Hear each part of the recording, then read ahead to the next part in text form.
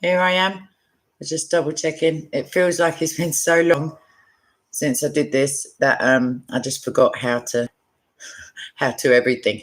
So let me just, yes, I have opened what I'm going to read to you. I think I may have bitten off a little bit more than I can chew, but let's find out. So this is affection, and it's a part of the 4 loves. And this is the very first part that Lewis begins to disseminate for us. So I'm going to jump into it because it may take a while, and I have another thing that I have to do at 8, but I can be late if need be. So, no, I'm not at the top of the page. Don't be ridiculous. Why would you ask? Oh, shucks. Shizzle. Right, no, that's still the wrong one. Okay, if you just talk among yourselves, I'm going to edit this bit out, that's for sure. No, right. I feel myself blushing. This is ridiculous. Okay. I feel like a novice. Like a teenager who's just worked it out. Oh, how long is this book? Okay. Here we go. Thank goodness. Right, so I'm just going to have to speak as if I'm just starting. Right, welcome. This is Affection from me and from C.S. Lewis. So here we go.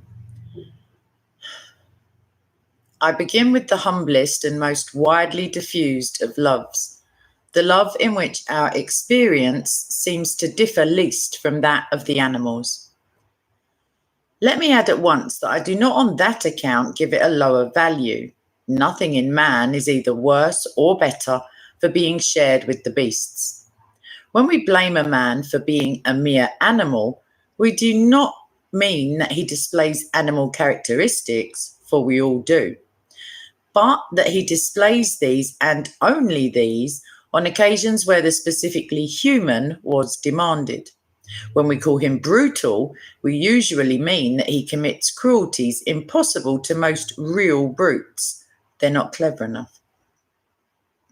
The Greeks called this love storge.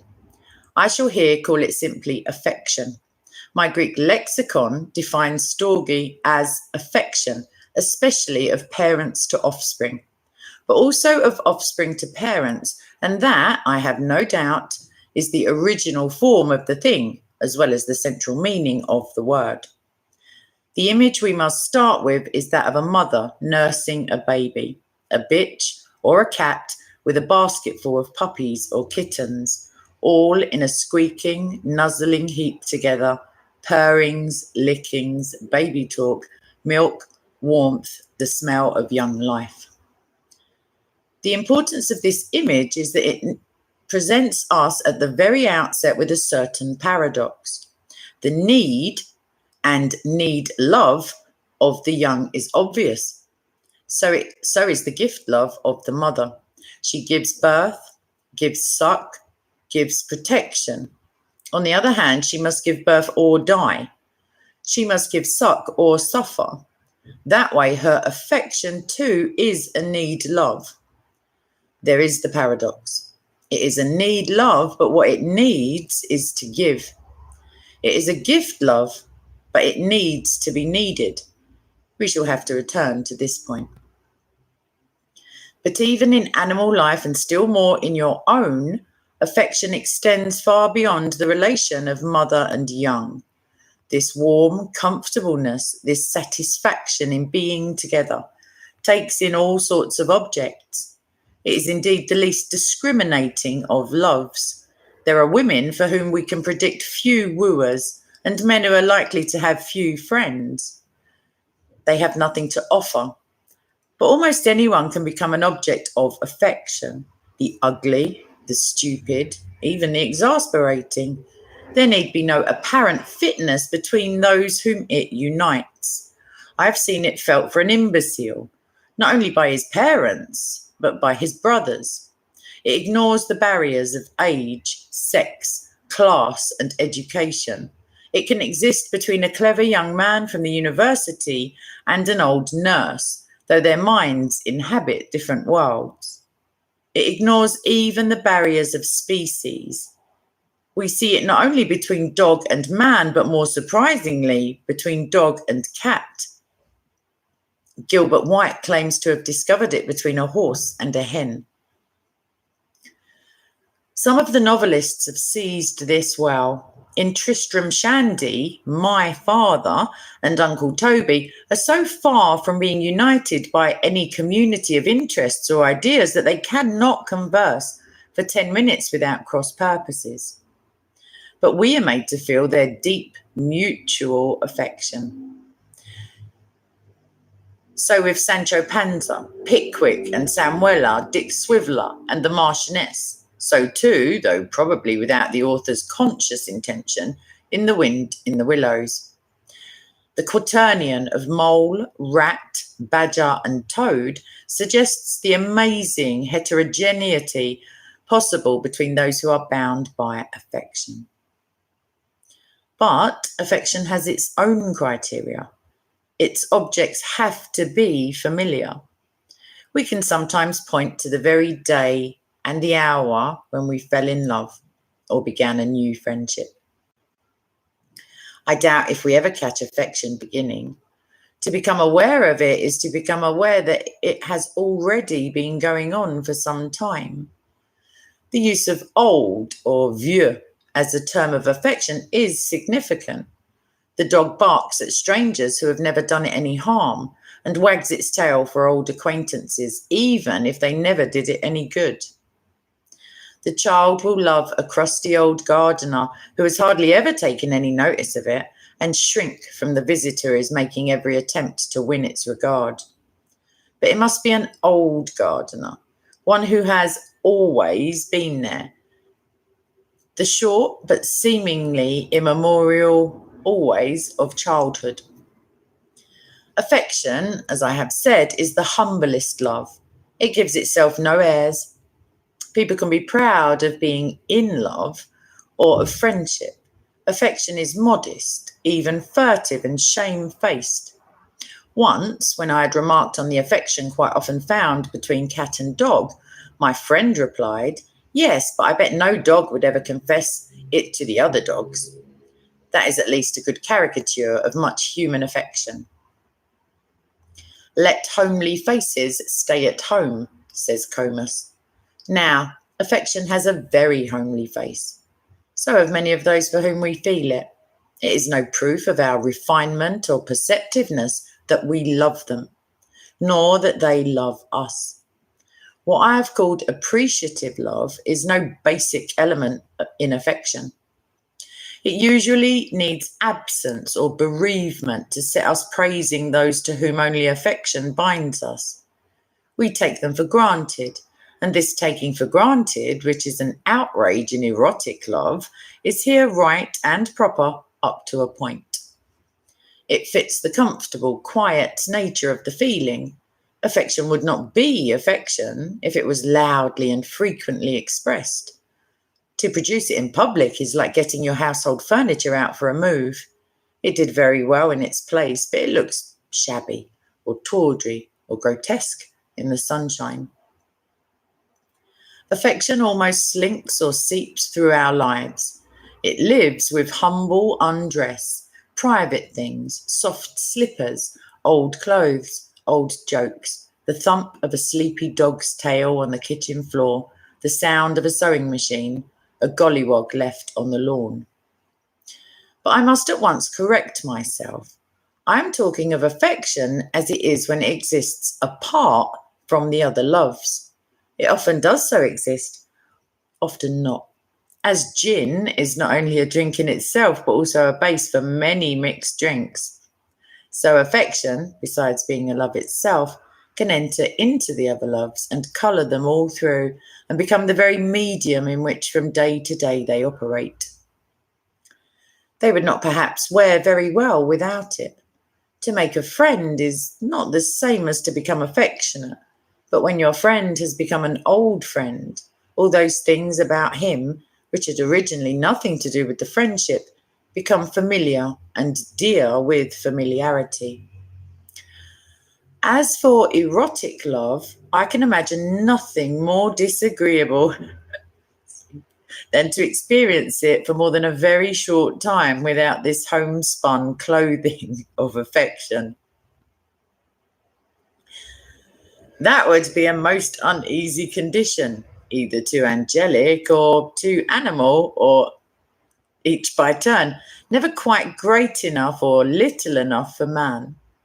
There is indeed a peculiar charm, both in friendship and in eros, about those moments when appreciative love lies, as it were, curled up asleep, and the mere ease and ordinariness of the relationship, free as solitude, yet neither is alone, wraps us round. No need to talk, no need to make love, no need at all, except perhaps to stir the fire.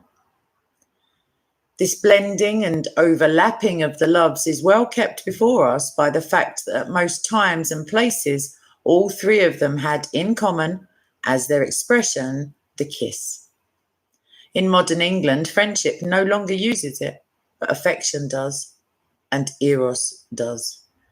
It belongs so fully to both that we cannot now tell which borrowed it from the other, or whether there were borrowing at all. To be sure, you may say that the kiss of affection differs from the kiss of eros, yes, but not all kisses between lovers are lovers' kisses.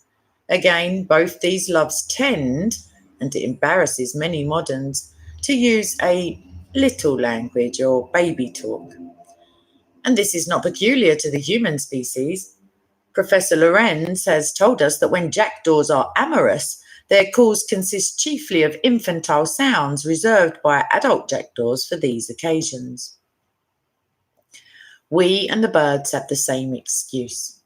Different sorts of tenderness are both tenderness and the language of the earliest tenderness we have ever known, and recalled to do duty for the new sort. One of the most remarkable byproducts of affection has not yet been mentioned. I have said that it is not primarily an appreciative love. It is not discriminating. It can rub along with the most unpromising people. Yet, oddly enough, this very fact means that it can in the end make appreciations possible which, but for it, might never have existed.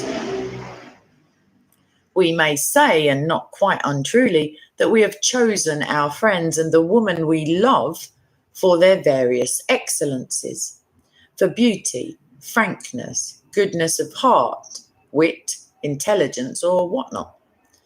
But it had to be the particular kind of wit, the particular kind of beauty, the particular kind of goodness that we like, and we have our personal tastes in these matters. That is why friends and lovers feel that they were made for one another. The especial glory of affection is that it can unite those who most emphatically, even comically, are not. People who, if they had not found themselves put down by fate in the same household or community, would have had nothing to do with each other. If affection grows out of this, of course it often does not, their eyes begin to open. Growing fond of old so-and-so, at first simply because he happens to be there. I presently begin to see that there is something in him after all. The moment when one first says, really meaning it, that though he is not my sort of man, he is a very good man in his own way. That moment is one of liberation. It does not feel like that. We may feel only tolerant and indulgent, but really we have crossed a frontier. That we say in his own way means that we are getting beyond our own idiosyncrasies, that we are learning to appreciate goodness or intelligence in themselves, not merely goodness or intelligence flavoured and served to suit our own palate. Dogs and cats should always be brought up together, said someone. It broadens their minds so. Affection broadens ours. Of all natural loves, it is the most catholic, the least finical, the broadest.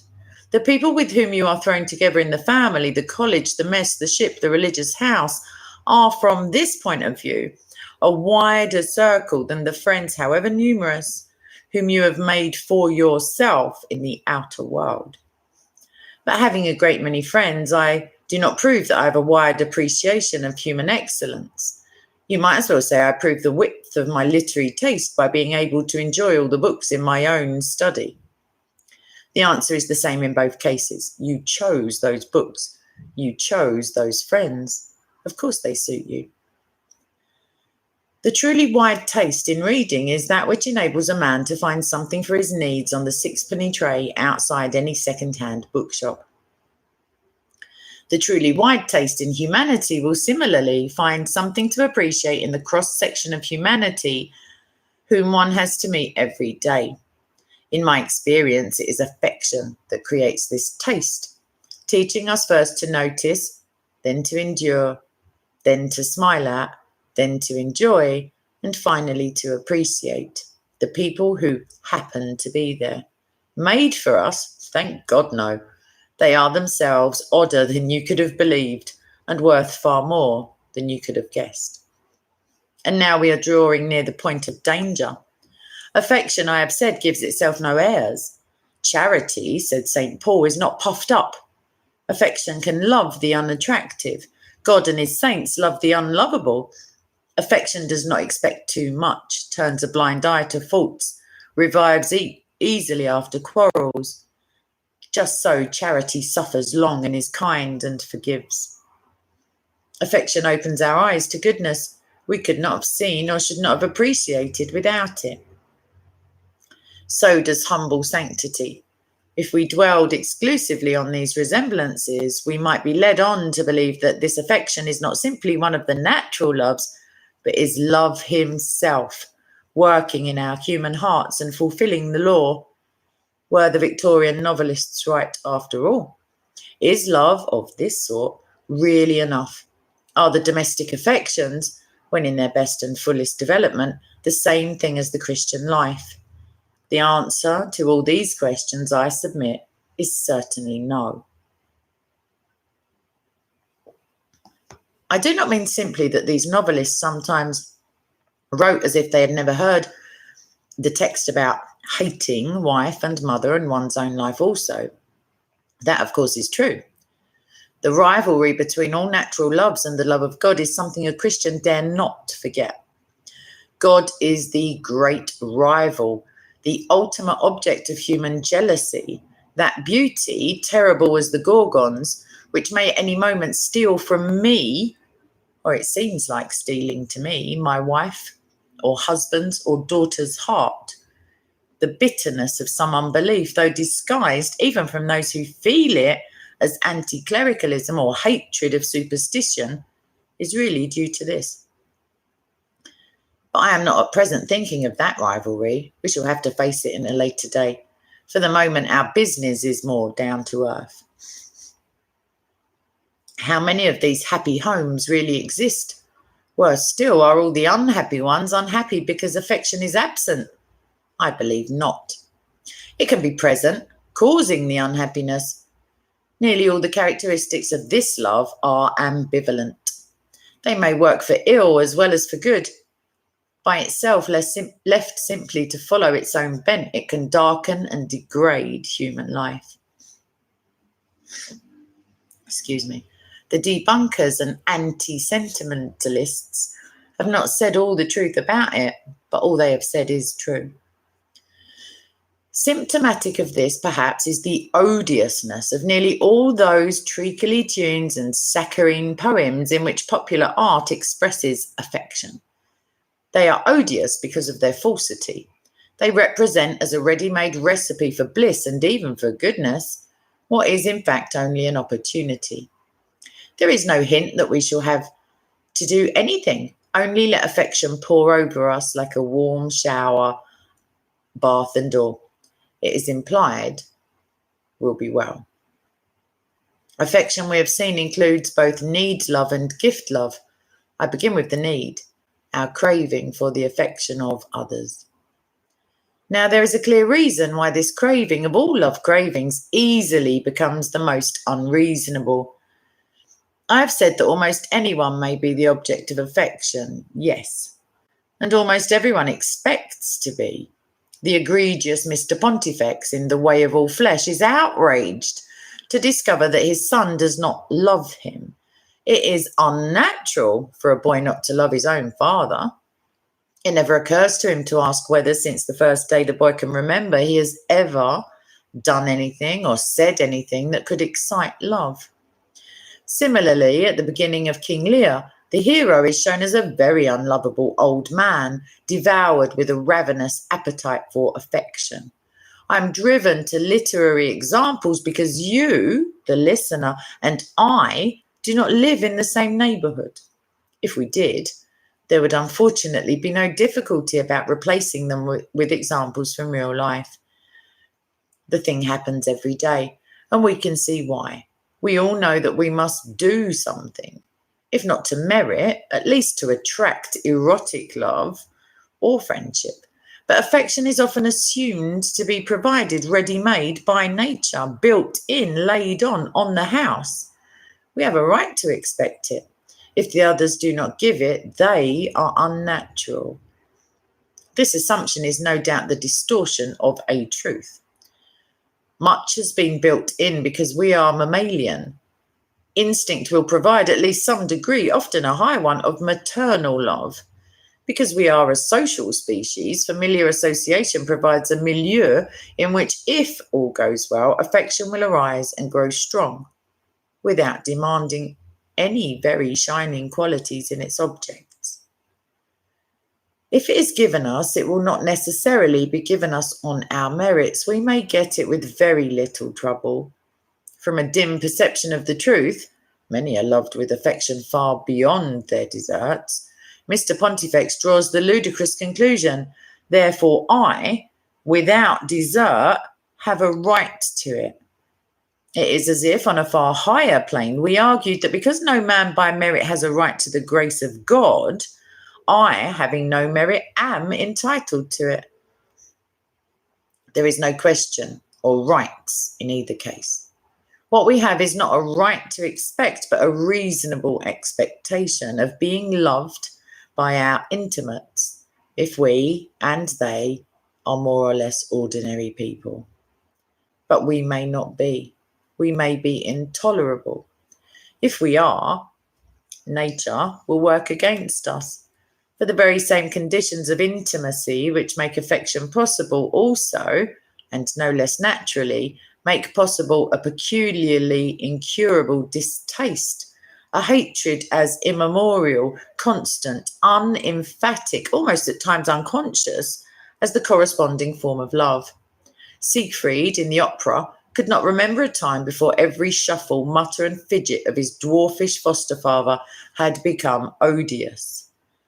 We never catch this kind of hatred any more than affection at the moment of its beginning. It was always there before. Notice that old is a term of wearied loathing as well as of endearment. At his old tricks, in his old way, the same old thing.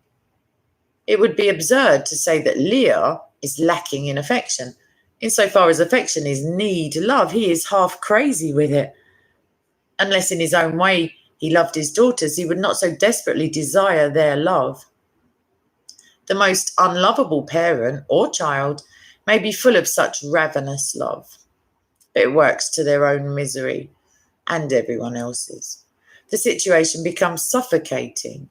If people are already unlovable, a continual demand on their part, as of a right, to be loved, their manifest sense of injury, their approaches, whether loud and clamorous or merely implicit in every look and gesture, or resentful self-pity, produce in us a sense of guilt. They are intended to do so, for a fault we could not have avoided and cannot cease to commit. They seal up the very fountain for which they are thirsty. If ever at some favoured moment any germ of affection for them stirs in us, their demand for more and still more petrifies us again. And of course, such people always desire the same proof of our love. We are to join their side, to hear and share their grievance against someone else. If my boy really loved me, he would see how selfish his father is. If my brother loved me, he would make a party with me against my sister. If you loved me, you wouldn't let me be treated this way. And all the while they remain unaware of the real road. If you would be loved, be lovable, says Ovid. That cheery old reprobate only meant if you want to attract the girls, you must be attractive. But his maxim has a wider application. The amorist was wiser in his generation than Mr. Pontifex and King Lear. The really surprising thing is not that these insatiable demands made by the unlovable are sometimes made in vain, but that they are so often met. Sometimes one sees a woman's girlhood, youth, and long years of her maturity up to the verge of old age, all spent in tending, obeying, caressing, and perhaps supporting a maternal vampire who can never be caressed and obeyed enough. The sacrifice, but there are two opinions about that, may be beautiful. The old woman who exacts it is not. The built-in or unmerited character of affection thus invites a hideous misinterpretation. So does its ease and informality. We hear a great deal about the rudeness of the rising generation. I am an oldster myself and might be expected to take the oldster's side. But in fact, I've been far more impressed by the bad manners of parents to children than by those of children to parents. Who has not been embarrassed, an embarrassed guest at family meals where the father or mother treated their grown-up offspring with an incivility which, offered to any other young people, would simply have terminated the acquaintance? Dogmatic assertions on matters which the children understand and their elders don't, ruthless interruptions, flat contradictions, ridicule of things the young take seriously, sometimes of their religion, insulting references to their friends, all provide an easy answer to the question, why are they always out? Why do they like every house better than their home? Who does not prefer civility to barbarism? If you asked any of these insufferable people, they are not all parents, of course, why they behave that way at home, they would reply, oh, hang it all, one comes home to relax. A chap can't be always on his best behaviour. If a man can't be himself in his own home, where can he? Of course, we don't want company manners at home. We're a happy family. We can say anything to one another here. No one minds. We all understand. Once again, it is so nearly true, yet so fatally wrong. Affection is an affair of old clothes and ease, of the unguarded moment, of liberties, which would be ill-bred if we took them with strangers. But old clothes are one thing, to wear the same shirt till it stank would be another. There are proper clothes for a garden party, but the clothes for home must be proper too, in their own different way. The root principle of both is the same, that no one give any kind of preference to himself. But the more public the occasion, the more our obedience to this principle has been taped or formalized. There are rules of good manners. The more intimate the occasion, the less the formalization. But not therefore the less need of courtesy. On the contrary, affection at its best practices a courtesy which is incomparably more subtle, sensitive, and deep than the public kind. In public, a ritual would do. At home, you must have the reality which that ritual represented, or else the deafening triumphs of the greatest egoist present. You must really give no kind of preference to yourself. At a party, it is enough to conceal the preference, hence the old proverb, come live with me and you will know me. Hence a man's familiar manners first reveal the true value of his significantly odious phrase, company or party manners. Those who leave their manners behind them when they come home from the dance or the sherry party have no real courtesy even now. They were merely aping those who had. We can say anything to one another. The truth behind this is that affection at its best can say whatever affection at its best wishes to say, regardless of the rules that govern public courtesy. For affection at its best wishes neither to wound nor to humiliate, nor to domineer. You may address the wife of your bosom as pig when she has inadvertently drunk your cocktail as well as her own. You may roar down the story which your father is telling once too often. You may tease and hoax and banter. You can say, shut up, I want to read. You can do anything in the right tone and at the right moment, the tone and moment which are not intended to and will not hurt. The better the affection, the more unerringly it knows which these are. Every love has its art of love. But the domestic Rudesby means something quite different when he claims liberty to say anything. Having a very imperfect sort of affection himself, or perhaps at that moment none, he arrogates to himself the beautiful liberties which only the fullest affection has a right to or knows how to manage. He then uses them spitefully in obedience to his resentments or ruthlessly in obedience to his egoism, or at best, stupidly, lacking the art. And all the time he may have a clear conscience. He knows that affection takes liberties. He's taking liberties. Therefore, he concludes, he is being affectionate. Resent anything and he will say that the defect of love is on your side. He is hurt. He has been misunderstood. He then sometimes avenges himself by getting on his high horse and becoming elaborately polite. The implication is, of course, oh, so we are not to be intimate. We are to behave like mere acquaintances. I had hoped, but no matter. Have it your way. This illustrates pettily the difference between intimate and formal courtesy. Precisely what suits the one may be a breach of the other. To be free and easy when you are presented to some eminent stranger is bad manners. To practice formal and ceremonial courtesies at home, public faces in private places, is and is always intended to be bad manners. There is a delicious illustration of really good domestic manners in Tristram Shandy. At a singularly unsuitable moment, Uncle Toby has been holding forth on his favourite theme of fortification. My father, driven for once beyond endurance, violently interrupts. Then he sees his brother's face, the utterly unretaliating face of Toby, deeply wounded, not by the slight to himself, he would never even think of that, but by the slight to the noble art. My father at once repents. There is an apology, a total reconciliation. Uncle Toby, to show how complete is his forgiveness, to show that he is not on his dignity, resumes the lecture on fortification. Excuse me. But we have not yet touched on jealousy. I suppose no one now believes that jealousy is especially connected with erotic love. If anyone does the behaviour of children, employees, and domestic animals, ought soon to undeceive him. Every kind of love, almost every kind of association, is liable to it. The jealousy of affection is closely connected with its reliance on what is old and familiar. So also with the total or relative unimportance for affection of what I call appreciative love.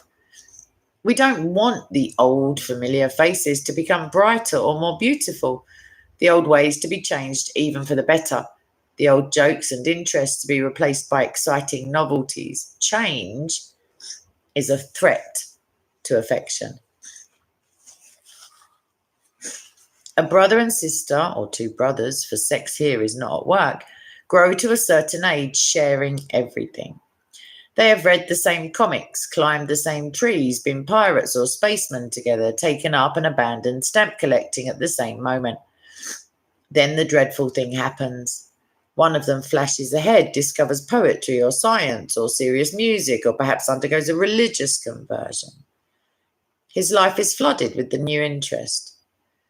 The other cannot share it. He is left behind. I doubt whether even the infidelity of a wife or a husband raises a more miserable sense of desertion or a fiercer jealousy than this can sometimes do. It is not yet jealousy of the new friends whom the deserter will soon be making.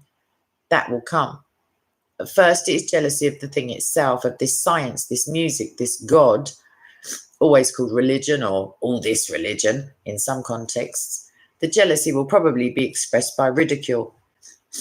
The new interest is all silly nonsense, contemptibly childish or contemptibly grown up. Or else the deserter is not really interested in it at all. He's showing off, swanking. It's all affectation.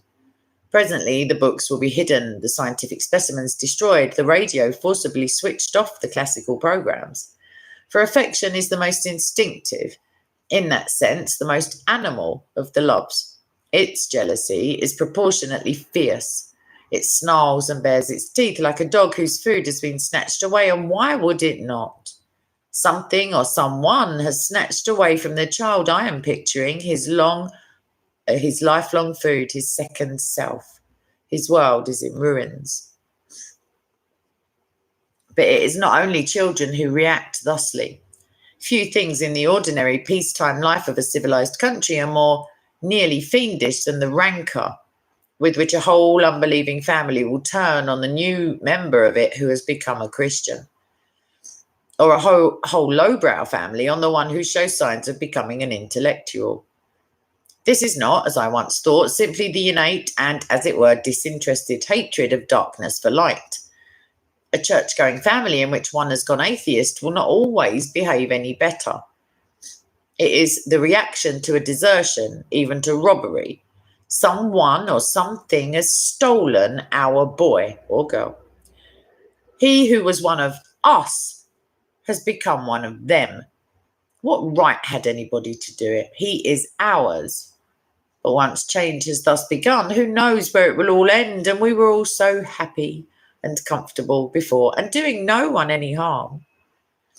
Sometimes a curious double jealousy is felt, or rather two inconsistent jealousies which chase each other around in the sufferer's mind. On the other hand, this is all nonsense, all bloody highbrow nonsense, all canting humbug. But on the other, supposing it can't be, it mustn't be, but just supposing there was something in it, supposing there really were anything in literature or in Christianity. How if the deserter has really entered a new world which the rest of us never suspected? But if so, how unfair? Why him? Why was it never open to us? A chit of a girl, a whippersnapper of a boy, being shown things that are hidden from their elders, and since that is clearly incredible and unendurable, jealousy returns to the hypothesis, all nonsense. Parents in this state are much more comfortably placed than brothers and sisters. Their past is unknown to their children. Whatever the deserter's new world is, they can always claim that they have been through it themselves and come out the other end. It's a phase, they say. It will blow over. Nothing could be more satisfactory. It cannot be there and then refuted, for it's a statement about the future. It stings, yet so indulgently said is hard to resent. Better still, the elders may really believe it. Best of all, it may finally turn out to have been true. It won't be their fault if it doesn't. I'm so sorry. Boy, these wild courses of yours will break your mother's heart. That eminently Victorian appeal may have often been true. Affection was bitterly wounded when one member of the family fell from the homely ethos into something worse. Gambling, drinking, keeping an opera girl. Unfortunately, it's almost equally possible to break your mother's heart by rising above the homely ethos. The conservative tenacity of affection works both ways. It can be a domestic counterpart to that nationally suicidal type of education, which keeps back the promising child because the idlers and the dunces might be hurt if it were undemocratically moved into a higher class than themselves. All these perversions of affection are mainly connected with affection as a need love. But affection as a gift love has its perversions too. Sorry. I am thinking of Mrs. Fidget, who died a few months ago. This is quite sad, I remember this. It's really astonishing how her family have brightened up now. The drawn look has gone from her husband's face. He begins to be able to laugh. The younger boy, whom I had always thought an embittered, peevish little creature, turns out to be quite human. The elder, who was hardly ever at home except when he was in bed, is nearly always there now and has begun to reorganize the garden.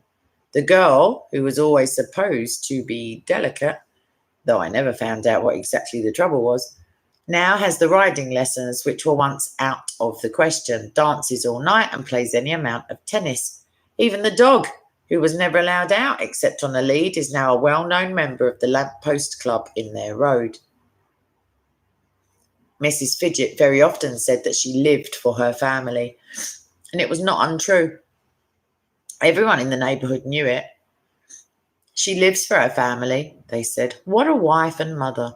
She did all the washing, true, she did it badly, and they could have afforded to send it out to a laundry, and they frequently begged her not to do it, but she did. There was always a hot lunch for anyone who was at home, and always a hot meal at night, even in midsummer. They implored her not to provide this. They protested almost with tears in their eyes and with truth that they liked cold meals. Made no difference. She was living for her family. She always set up to welcome you home if you were out late at night, 2 or 3 in the morning. It made no odds. You would always find the frail, pale, weary face awaiting you, like a silent accusation. Which meant, of course, that you couldn't with any decency go out very often. She was always making things too, being in her own estimation, I'm no judge myself, and an excellent amateur dressmaker and a great knitter. And of course, unless you were a heartless brute, you had to wear the things. The vicar tells me that since her death, the contributions of that family alone to sales of work outweigh those of all his other parishioners put together. And then her care for their health. She bore the whole burden of that daughter's delicacy alone. The doctor, an old friend, and it was not being done on national health, was never allowed to discuss matters with his patient. After the briefest examination of her, he was taken into another room by the mother. The girl was to have no worries, no responsibility for her own health, only loving care, caresses, special foods, horrible tonic wines, and breakfast in bed. For Mrs. Fidget, as she so often said, would work her fingers to the bone for her family. They couldn't stop her, nor could they, being decent people, quite sit still and watch her do it. They had to help. Indeed, they were always having to help. That is, they did things for her to help her do things for them, which they didn't want done. As for the dear dog, it was to her, she said, just like one of the children. It was, in fact, as like one of them as she could make it. But since it had no scruples, it got on rather better than they, and though vetted, dieted, and guarded within an inch of its life, contrived sometimes to reach the dustbin or the dog next door. The vicar says Mrs. Fidget is now at rest. Let us hope she is. What's quite certain is that her family are. It's easy to see how liability to this state is, so to speak, congenital in the maternal instinct. This, as we saw, is a gift love, but one that needs to give, therefore needs to be needed. But the proper aim of giving is to put the recipient in a state where he no longer needs our gift. We feed children in order that they may soon be able to feed themselves. We teach them in order that they may soon not need our teaching. Thus a heavy task is laid upon the gift love. It must work towards its own abdication. We must aim at making ourselves superfluous. The hour when we can say they need me no longer should be our reward, but the instinct, simply in its own nature, has no power to fulfill this law. The instinct desires the good of its object, but not simply, only the good it can give itself. A much higher love, a love which desires the good of the object as such, from whatever source that good comes, must step in and help or tame the instinct before it can make the abdication. And of course it often does. But where it does not, the ravenous need to be needed will gratify itself either by keeping its objects needy or by inventing for them imaginary needs. It will do this all the more ruthlessly because it thinks, in one sense truly, that it is a gift love and therefore regards itself as unselfish. It is not only mothers who can do this. All those other affections which, whether by derivation from parental instinct or by similarity of function, need to be needed may fall into the same pit. The affections of patron for protege is one. In Jane Austen's novel, Emma intends that Harriet Smith should have a happy life, but only the sort of happy life which Emma herself had planned for her. My own profession, that of university teacher, is in this way dangerous. If we are any good, we must always be working towards the moment at which our pupils are fit to become our critics and rivals. We should be delighted when it arrives, as the fencing master is delighted when his pupil can pink and disarm him, and many are, but not all. I'm old enough to remember the sad case of Dr. Quartz. No university boasted a more effective or devoted teacher. He made an indelible impression on nearly all of his pupils. He was the object of much well-merited hero worship. Naturally and delightfully, they continued to visit him after the tutorial relation had ended. Went round to his house of an evening and had famous discussions. But the curious thing is that this never lasted. Sooner or later, it may have been months or even weeks, came the fatal evening when they knocked on his door and were told the doctor was engaged.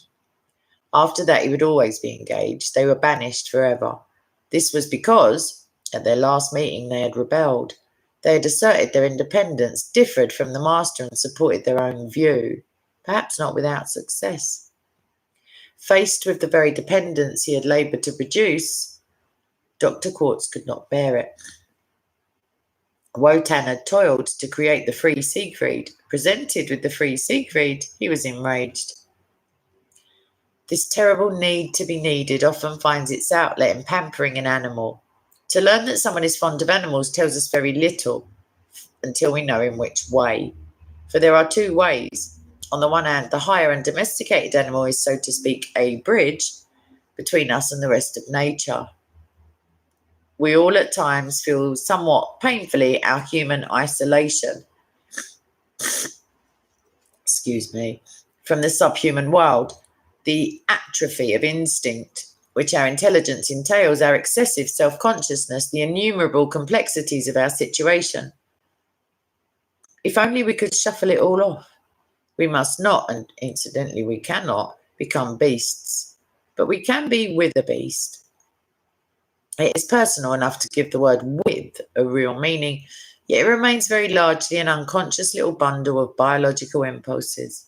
It has three legs in nature's world and one in ours. It is a link, an ambassador. Who would not wish to have a representative at the court of Pan? Man with dog closes a gap in the universe, but of course animals are often used in a worse fashion. If you need to be needed, and if your family very properly decline to need you, a pet is the obvious substitute. You can keep it all its life in need of you. You can keep it permanently infantile, reduce it to permanent invalidism, cut it off from all genuine animal well-being, and compensate for this by creating needs for countless indulgences which only you can grant. The unfortunate creature thus becomes very useful to the rest of the household. It acts as a sump or a drain. You're too busy spoiling a dog's life to spoil theirs. Dogs are better for this purpose than cats. A monkey, I am told, is best of all. Also, it is more like the real thing. To be sure, it's all very bad luck for the animal, but probably it cannot fully realise the wrong you've done. Better still, you would never know if it did. The most downtrodden human, driven too far, may one day turn and blurt out a terrible truth. Animals cannot speak. Those who say, the more I see of men, the better I like dogs. Those who find in animals a relief from the demands of human companionship will be well advised to examine the real reason. I hope I am not being misunderstood. If this leads anyone to doubt that the lack of natural affection is an extreme depravity, then I have failed. Nor do I question for a moment that affection is responsible for 9/10 of whatever solid and durable happiness there is in our natural lives. I shall therefore have some sympathy with those whose comment on the last few pages takes the form, of course, these things do happen. Selfish or neurotic people can twist anything, even love, into some sort of misery or exploitation. But why stress these marginal cases? A little common sense, a little give and take prevents their occurrence among decent people. But I think this comment itself needs commentary. Firstly, as to neurotic, I do not think we shall see things more clearly by classifying all these malefical states of affection as pathological. No doubt there are really pathological conditions which make the temptation to these states abnormally hard. Send those people to the doctors by all means. But I believe that everyone who is honest with himself will admit that he has felt these temptations. Their occurrence is not a disease, or if it is, the name of that disease is being a fallen man. In ordinary people, the yielding to them, and who does not sometimes yield, is not disease but sin. Spiritual direction will help us more than medical treatment. Medicine labours to restore natural structure or normal function, but greed, egoism, self-deception and self-pity are not unnatural or abnormal in the same sense as a floating kidney or astigmatism. For who in heaven's name would describe as natural or normal the man from whom these failings were wholly absent? Natural, if you like, in a quite different sense. Arch-natural, unfallen. We have seen only one such man, and he was not at all like the psychologist's picture of the integrated, balanced, adjusted, happily married, employed, popular citizen. You can't really be very well adjusted to your world if it says you have a devil and ends by nailing you up naked to a stake of wood. But secondly, the comment in its own language admits the very thing I am trying to say. Affection produces happiness if and only if there is common sense and give and take and decency. In other words, only if something more and other than affection is added. The mere feeling is not enough. You need common sense. That is reason. You need give and take. That is, you need justice. Continually stimulating mere affection when it fades and restraining it when it forgets or would defy the art of love. You need decency. There is no disguising the fact that this means goodness, patience, self-denial, humility, and the continual intervention of a far higher sort of love than affection in itself can ever be. That is the whole point. If we try to live by affection alone, affection will go bad on us. How bad, I believe, we seldom recognise. Can Mrs. Fidget really have been quite unaware of the countless frustrations and miseries she inflicted on her family? It passes belief. She knew. Of course she knew that it spoiled your whole evening to know that when you came home you would find her uselessly, accusingly sitting up for you.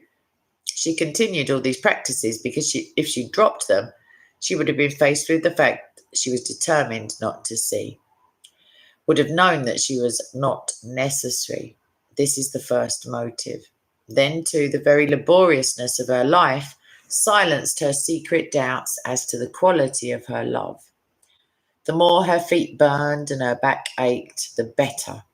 For this pain whispered in her ear, how much I must love them if I do all of this. That is the second motive. But I think there's a lower depth, the unappreciativeness of the others, those terrible, wounding words. Anything will wound a Mrs. Fidget, in which they begged her to send the washing out, enabled her to feel ill-used, therefore to have a continual grievance, to enjoy the pleasures of resentment. If anyone says he does not know those pleasures, he is a liar or a saint. It is true that they are pleasures only to those who hate, but then a love like Mrs. Fidget's contains a good deal of hatred. It was of erotic love that the Roman poet said, I love and hate. But other kinds of love admit the same mixture. They carry in them the seeds of hatred. If affection is made the absolute sovereign of a human life, the seeds will germinate. Love, having become a god, becomes a demon. That's your lot. That's it. I've got 0 minutes, actually. I've got 1 minute until I have to be somewhere else. But if anyone, I don't know, wants to ask a question, that's fine. If not, don't feel bad. I will still feel tenderly affectionate towards most of you. All of you. I realise there's a delay, but my nose is going to fall off if I don't blow it, so I'm also getting off for that reason. Hi, Cherokee.